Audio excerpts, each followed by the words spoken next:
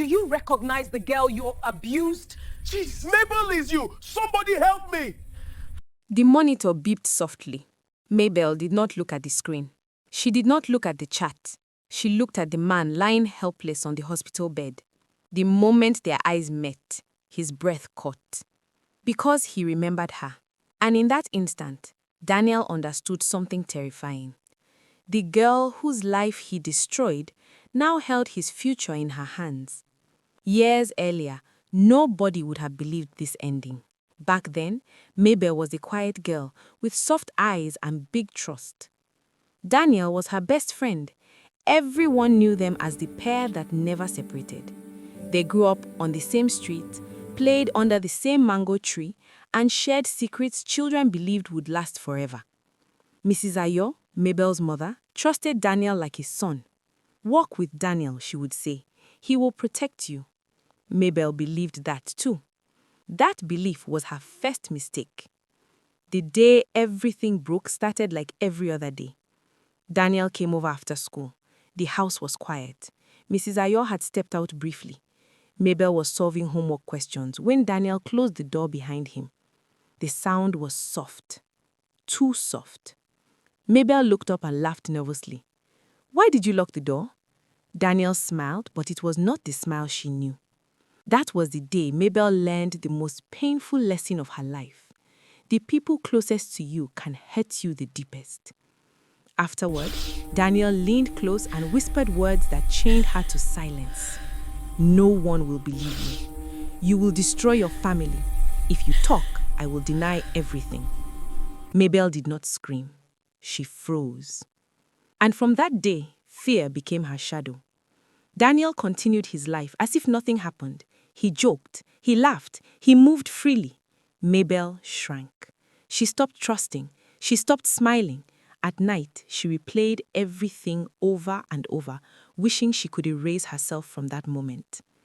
She wanted to tell her mother, but shame sat heavy on her tongue. So she buried the truth, and it buried her alive. What saved Mabel was anger disguised as ambition. She poured everything into school. Books became her hiding place. Education became her escape. Each exam passed felt like revenge delayed. "I will never be powerless again," she whispered to herself. When she told Mrs. Ayo she wanted to become a doctor, her mother hugged her tightly. "You will heal people," Mrs. Ayo said. Mabel smiled, but inside she thought, "I will never be a victim again." Medical school nearly broke her. Long nights, endless pressure, memories that attacked without warning. Sometimes she would pause mid-study, heart racing, breath shaking, but she never quit. Pain became fuel. Years passed. The frightened girl disappeared. Dr. Mabel Ayo was born. Fate waited patiently.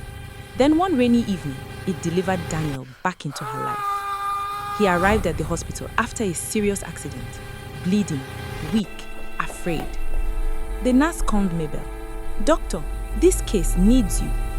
When Mabel walked into the room, her heart did not race. It went cold.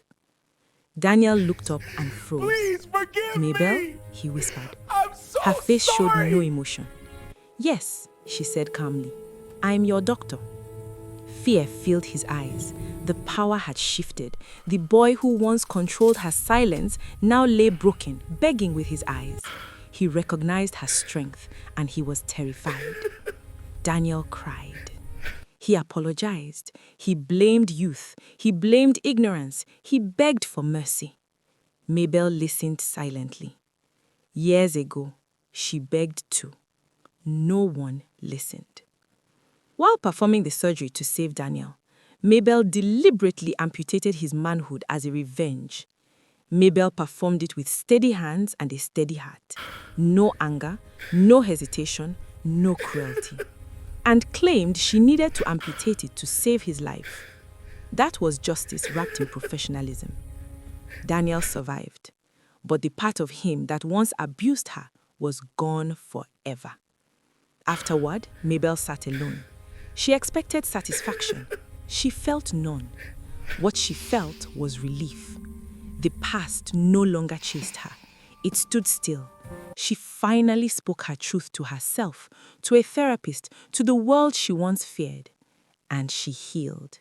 Slowly, truly. Mabel continued her work. She saved lives. She protected others. She became the doctor she once needed. She learned something important.